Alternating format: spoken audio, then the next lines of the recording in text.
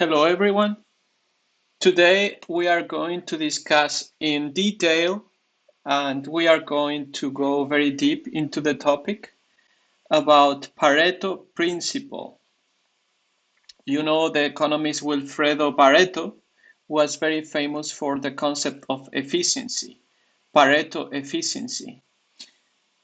There is a difference between the Pareto Principle and Pareto efficiency. Pareto principle, it's the concept of 20-80% that say, Pareto principles say that with 20% of the effort, you get most of the results, the 80% of the outcome. So this is preferable, this having 80% of the outcome with 20% of the cost is more efficient than spending 100% of your time to get 100% of the outcome. You will need to have an additional 80% of effort just to get 20%. So the last 20% is very costly. You have to spend significant resources on it. The best example I could find out is about cleaning. So imagine you want to clean the kitchen, your kitchen, and you can wash the dishes, organize the fridge, etc. That will already be very good enough. That will get you to the 80% that you want. The kitchen reasonably well clean. However, if you want to achieve a perfect, extremely clean kitchen, like that includes obviously cleaning behind the fridge. You need to remove the fridge. You probably will need to take out all the plates and to clean inside of the wardrobe, etc. Like a really deep cleaning. So when comparing to the kitchen that you reasonably just clean right now, you will achieve a 20% more cleaning, but the cost will be significant. So the economist will say that the optimal equilibrium point of cleaning the kitchen is not 100%. The optimal cleaning will be around 80%. That's what Pareto principle is about. However, we are going to discuss how to apply the Pareto principle. We need to be very mindful and what are the risks associated with Pareto principle. That's what we are going to talk about today. And I have realized many of the problems that comes with Pareto principle and it's very dangerous. So we need to deepen into this topic. So the first thing that I'm going to say that we need to introduce is that the Pareto principle is heuristic. Heuristic is a rule of thumb that you can apply more or less to everything, but it doesn't mean that it's the truth. It doesn't mean that it's always the case, that it's been proven scientifically. No, it's like a rule of thumb that you apply in your life in order to be more efficient or to be more convenient, etc. It's a convenience rule. It's not the truth. That is what you need to be aware about. You cannot take for granted that Pareto principle is the objective reality that is proven scientifically. No, maybe in some occasions, but not everywhere and for everything. So let's break down this into small pieces. The first thing, the first thing that we need to analyze is that the Pareto principle that usually is explained as I explained it before is with the 20-80% rule, right? So if you think about it, these percentages has a numerator and a denominator, right? So 80%, obviously, this is obvious. You know 80 over 100, right? So means in order to have this definition 80%, you need to know what's the total, right? You need to know the entire reality. So let's go back to the example that I put before at the beginning about the cleaning in your kitchen. So means that you know exactly, right? If we think about it in a very objective, scientific way, if we define the problem of cleaning the kitchen, means that you know exactly where is this 80% or where is this 20% of the effort. You need to know what's the effort, right? The cost of cleaning. For this, you need to have experience about cleaning the kitchen. If you never clean a kitchen deeply, completely, probably for you it will be very hard to know exactly what's going to be the effort for you to clean completely the kitchen. You can imagine, but you don't know for sure. And also you need to know um, what's exactly cleaning the kitchen completely. Maybe for some people, um, they cannot even imagine that you need to remove the fridge, that you need to deinstall some part of the furniture of the kitchen to clean behind them, or to disassemble some furniture, etc., or to call an expert to maybe replace the pipes in order to put new pipes, right? So these things, in order to claim that you will have 80% of the results, you need to know exactly what a 100% clean kitchen look like.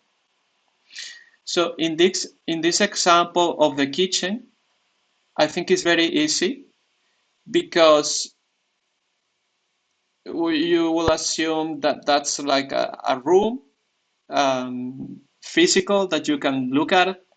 You are familiar with your kitchen, right?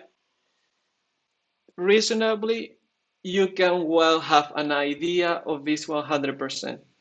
But what if we apply this Pareto principle to a more difficult problem, to a problem that is more difficult to define? So let's take the example of a submarine. You might remember the news a few years ago in which an experimental submarine um, went very deep into the ocean, using some materials, new materials like carbon fiber, and mixed with other materials that were not proven completely. And unfortunately, the submarine have a crack in the outside and implode completely, and the submarine was shattered into bits in a matter of milliseconds. So the if we look at the problem from the point of view of Pareto principle, the person that designed this submarine with the new materials knew the 100%? Clearly not, because they ignore at least the what happened with the submarine this day, that it could implode under certain conditions. So in the case the engineer will have known this condition, of course they will have avoided. So the problem in this case is with the unknown, what we can call unknown unknown. is things that you ignore completely. You cannot even imagine that you don't know. So many of the problems in reality is that you don't know what is the denominator. So you know X amount of things, but you don't know what's the proportion of what you know over the total that you ignore completely. So let's say this engineer knew a lot, knew about materials, knew about how designing submarines, had maybe certain experience, but what is the rest of the experience that he doesn't know? And he can't imagine or cannot even imagine that he didn't know. So he doesn't know. So he cannot put in relative terms what's the total that he ignored and the total that he knows. So um, applying the Pareto principle in these cases, which is the majority of the cases in which you don't know, it's very risky because you can always base this 20-80% rule on feelings. So not on objective evidence. So let's let's continue with the example of the submarine. The engineer might have felt at that moment that he knew a lot. He was quite confident of the strength of the material, the endurance, resistance, etc., the reliability of the material. But that was a feeling. He didn't prove with enough times and with a buffer of confidence. That's very important in risk prevention to avoid catastrophes like that. So he went with the probably Pareto principle. He was very confident and he cut corners. That's very important to bear in mind. I'm gonna write it down. Cut corners in order to save a lot of effort and a lot of time and maybe a lot of cost. And he took the risk. But he didn't know what he didn't know. It's an unknown unknown. So he knew X, but he didn't know the remaining thing because he didn't test it. So did he know 20 per 100 things? But what are the things he ignored? He didn't know. So it's 20%, 80%, 100%. It's completely unknown. So here the Pareto principle cannot be applied. And this is very important in risk prevention. By definition, risk arises from things that are not predicted, are things that are out of your control, at you ignore about what is going to happen. Do you know for certain right now that you will have an economic crisis? Do you know for certain that the plane in which you are in has a problem in the engine? Do you know for certain that this submarine is gonna crack under certain conditions? No. So things that you don't know about the future, that is the majority of the decisions, the Pareto principle, it's problematic. It's very problematic and will lead you to catastrophes like this. Because you will have an argument, a theoretical argument, to avoid investment, all the investment that you can have. You will cut corners, you will save resources, backed by this theory, by this heuristic convenience theory that will lead you to a catastrophe like in this submarine. Let's put more examples in a different field, art, the field of art. Here, it's very clear for me. I don't know for you, but for me, it's extremely clear that Pareto principle cannot be applied because the definition of the art is to achieve perfection at in many instances, perfection or strive for perfection. Um, be it, for example, a classical music concert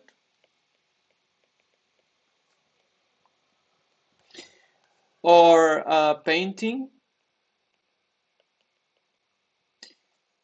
Um, so the objective of the art, in many instances, is to create an extraordinary feeling into the observer. So the observer feels that is looking or hearing something marvelous that is a product of human beings, and this person becomes proud of being a part of human beings just by looking at this art, at this sculpture, or this painting, or this classical music concert, etc. And you feel something marvelous. So, can you achieve something marvelous applying the Pareto principle? Can you say, okay, I'm going to put 20% of the effort as a musician today in my concert, and I'm going to achieve 80% of the results. Maybe the audience will like it, will like it a little bit, but not they will not feel extremely um, extremely moved by my concert because I will put just 20% of the effort. I'm not going to practice as much.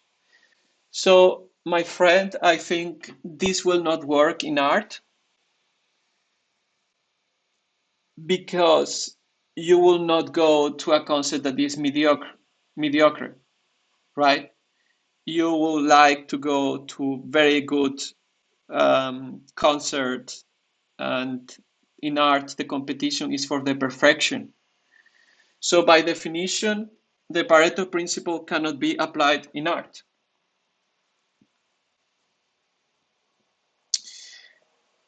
Let's look at the Pareto principle from a different perspective as well. Um, we look at risk prevention, art. Now we are gonna use biology. Think about the following example. Um, Humans, in many instances, we have in our organs duplicative system. For example, we have two kidneys, but we can only function with one kidney. Why do we have two? Why biology has spent a lot of resources, and the evolution has put additional resources for us to have two kidneys? Is not one of the two kidneys redundant? Can we get rid of one kidney? So probably the answer is in risk prevention.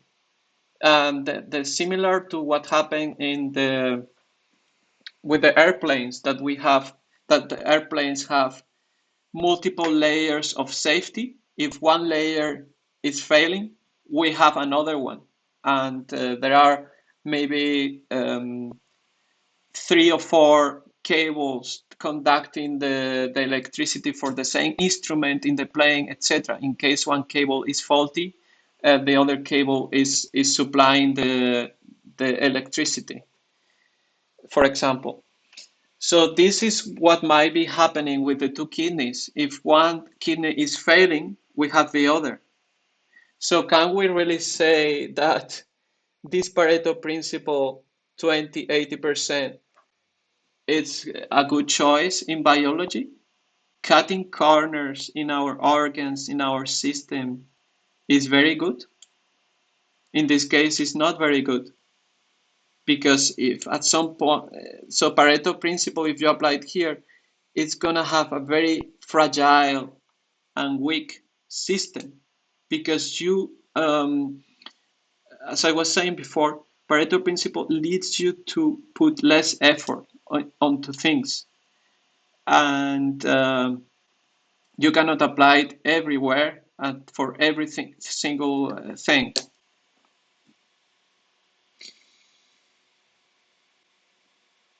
Okay, so we have made the distinction between at least three different scenarios in what I said before.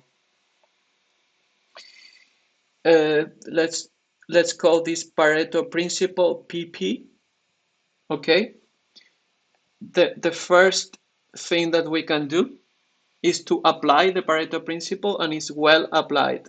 Well applied. The other thing that we can have is not apply the Pareto Principle.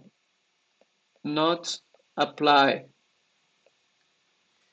And the other thing we can do is to wrongly apply the Pareto Principle. Wrongly apply.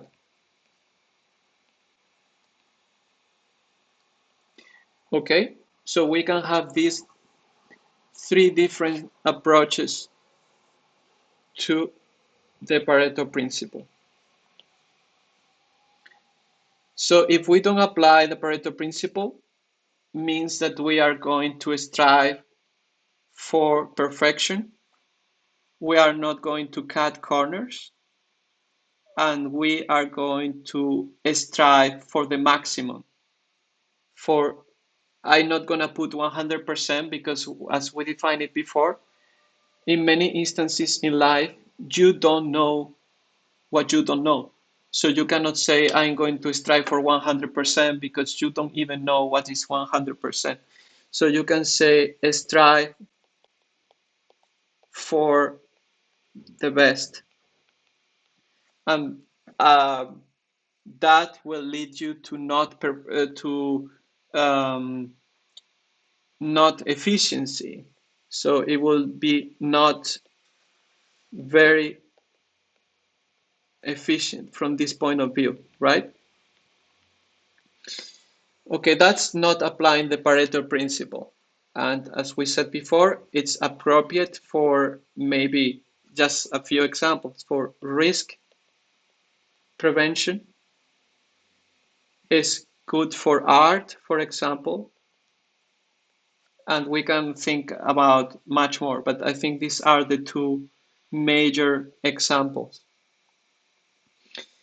The wrongly applied Pareto principle, as we defined it before, is when you have uncertainty and you don't know what is the 100%. So this is in instances where, like in the engineer that we explained before in the submarine, you don't know, right? Things that you don't know. You ignore things. Ignore. Also things that you are not very familiar. For example, the example we said before about the kitchen. If you never clean a kitchen, you don't have a feeling or where is the efficiency point. So not familiar with the thing.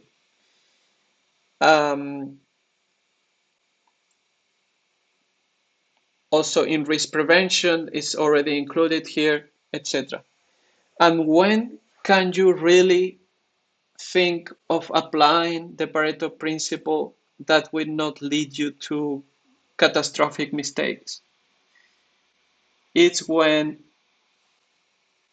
it's a very specific example or very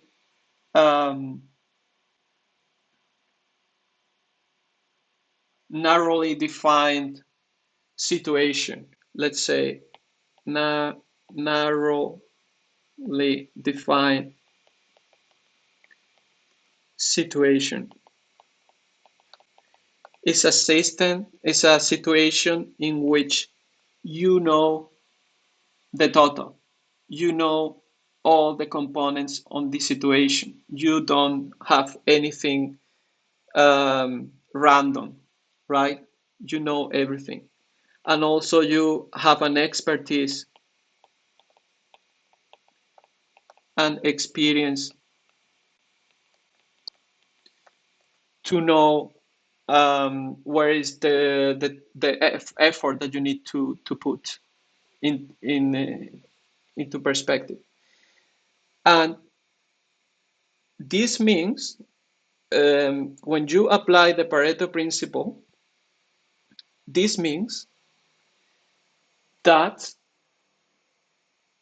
you have failed before because you can get the expertise and the experience by being inefficient in the first instance, because it's not a scientific thing to say this is the 20% of effort in most of the cases, like cleaning the kitchen. So you must have failed before cleaning the kitchen, or being maybe too cleaning too much the kitchen, putting too much effort and being too inefficient, or not cleaning the kitchen enough. So by trial and error, you get the optimal point. That's where you will get some expertise, experience, and knowledge about where is the efficiency point. And it's a situation narrowly defined. The rest, the Pareto principle, cannot be applied and will lead you to catastrophic mistakes. And it's dangerous because humans have a bias to the confirmation error bias, right? The confirmation error bias is that uh, for example, um, that imagine you think that all the swamps are white, and then you go to a lake, right? And you see the swamps are white, and say, look, I'm right. All the swamps are right. And then you look for confirmation in your environment. We can also use the Pareto principle. Imagine that you are a person that really likes the Pareto principle because you think that leads you to efficiency, and you apply to everywhere. And whenever you have a good outcome, like you save time and energy, you say, look, the Pareto principle works. Look, the Pareto principle works. And you only realize or pay attention to the things that confirm your theory. And you don't put cognitive energy into refuting your own ideas. You are, it's very cognitive expensive to look at the reality always by, am I right? Is are all the swamps white? Let's look for a contradiction of my own ideas. Let's look at all the lakes that I could think of. Let's analyze all the swamps and let's see if any color is different than white. It's very expensive, right? And no one will, or very little amount of people will do that. So because of the confirmation error, we might have the feeling or the illusion that we know, let's the denominator of the percentage that I was talking about. So um, we say that the person have the illusion that he knows maybe 80%, and he look and he feels that he knows 80% because of the confirmation bias, and he has more confidence on his knowledge than he or she should have. In reality, he ignored much more than he realized. And that leads to this person applying the Pareto principle when, in according to what we have explained, should not apply the Pareto principle. And this leads to over-utilization of the Pareto principle that leads to, as I said before, cutting corners and problems in the long term, and catastrophic problems, because the Pareto principle is somehow, if you apply it wrongly, is somehow boosting your overconfidence to make more mistakes. It's like a systematic um, mistakes creator, so to speak. And I see this very often in with doctors. So doctors, it's a very good example to illustrate what I want to say with this video. We can summarize everything with the example of the doctors. So medicine, first of all, medicine is a very huge field. A lot of things are unknown in medicine. It's very wide field that you have a specialization, right? You if you have a problem in your brain, you go to the neurologist. But what if something in your because in your body everything is interconnected, and if there is the problem that you have is connected between two different areas, you will need two experts to talk to each other. If you go to the neurologist, it's gonna be wrong. If you go to the traumatologist, it will be wrong. You need to go to both at the same time. For example, this is just an example of how complicated it could be medicine.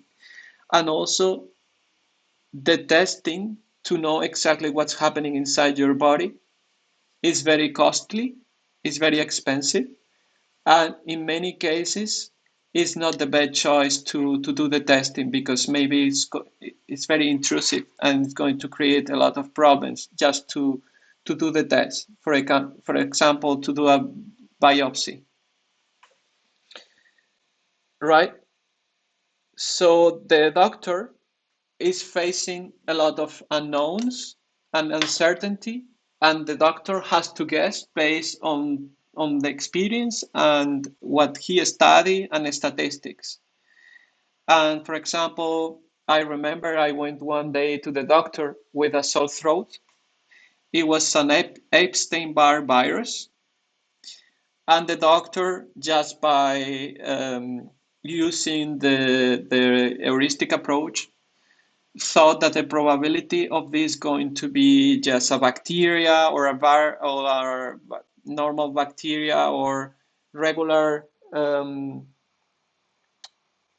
flu viruses, it was very high, so they prescribed me things for these two. But here the doctor used the Pareto principle.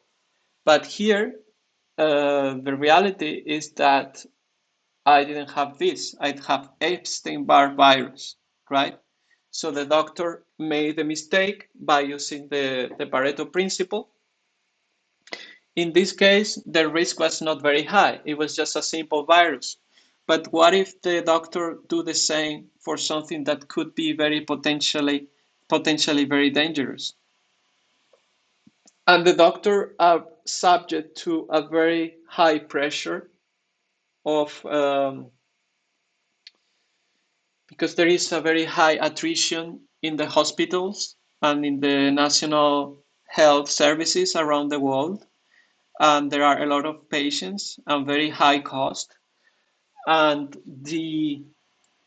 um, the pressure that the doctor have to use this Pareto principle is very high, but this will lead to massive errors of the diagnostic errors and treatment errors as well that will lead certainly to more deaths, especially in the long term. And the question that I have is, if we compare one system, national health system, in which doctors apply the Pareto principle wrongly without knowing, right, as I explained before, versus a system in which doctors are very cautious, are striving for perfection, are trying to be more skeptical, not judge very quick, very fast the situation, which system will lead to better results in the long term? The first system will be very efficient, so to speak, and but will lead to more errors. But the second system will be more time consuming, more resource taking, but it will lead to less errors, better diagnostics, and this in turn will lead to less cost, in my opinion, because if you treat the patient in the right way the first time, the patient will not need to go back again to the hospital, and the probability of getting sick again will be lower, etc. So in the long term, in my opinion, the system 2 will be more efficient, but you need to have a higher investment in the short term.